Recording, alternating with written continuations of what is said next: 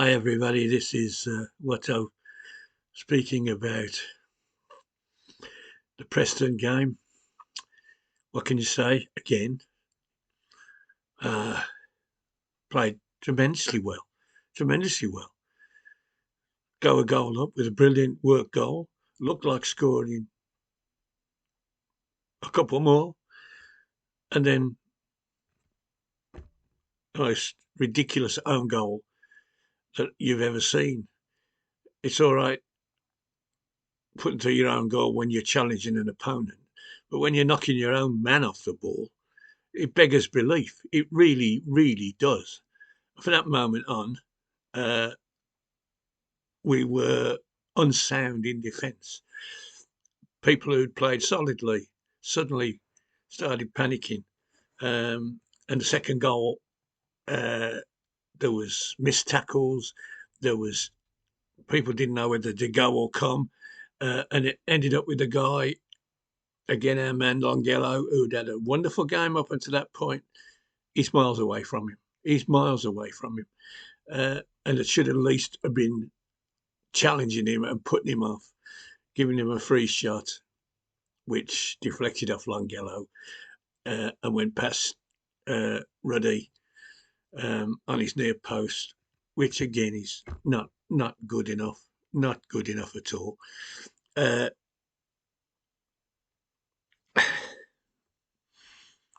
What can you do? You're 5, 6 players short. Your key positions, your two fullbacks, the best two fullbacks in the division are missing. We play uh, exciting passing football, but the end product is poor to disappointing, shall we put it that way? Um, and yet we scored a greatly worked goal. Uh, Wonderful stuff, you know. But our good players don't get the ball enough. Now, Jay Stansfield must have had a shot every time he touched the ball, virtually.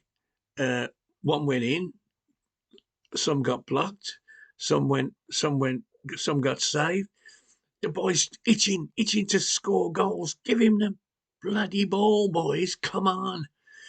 And you've got to support him, of course. When you knock the ball into his feet, he's got to have people to knock it off to, or at least pretend to knock it off to and turn people and whatever. He can't do it on his own. And we played one up front. And it was working. It was working, yeah. But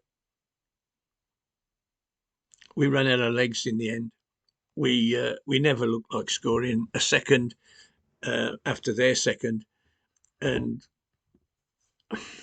they threw Hogan on 10 minutes to go. What was the point of that? He should have gone on straight as soon as we conceded the goal. Those changes should have been made. Bielik was out on his feet. He'd had a pretty poor game compared to some, uh, but all the changes we got fresh legs in James.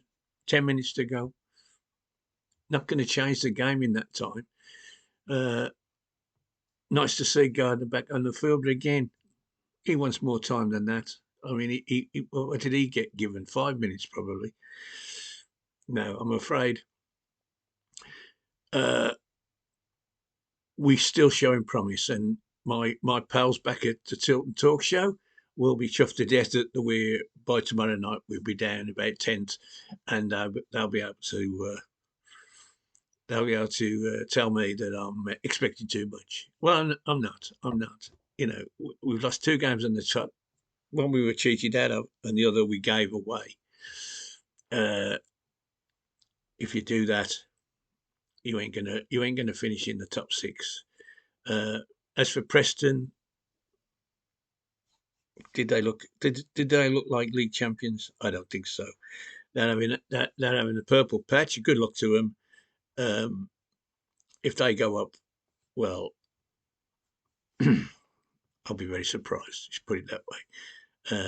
As I said, a couple of the teams at the top, the Ipswiches and the Prestons. No, they won't be there. And we sit here now with the embarrassment of having Bristol City above us, who are shocking, and they're above us, and they're in the top six. So if they can do it, I'm damn sure that we can. Anyway, another 2 days and we start again. This time, QPR. We'll have Dukey back. We'll have Buchanan back. We'll have hopefully Dembele and or Led back. The new players. Well, we've had 2 looks at Burke. I thought he was poor tonight. His decision making was not great. Who else? Who else can we call a new player? Well, we didn't get to we got to see Gardner. That he's as new as can be. No. Anyway, there's no Tilton Talk Show next Monday, unfortunately, when we'll have 3 games to talk about, or 2 games to talk about. But so if you want to hear what happened against QPR on Friday, you better tune in to me. I'll tell you. Okay, all the very best. God bless you all. Bye.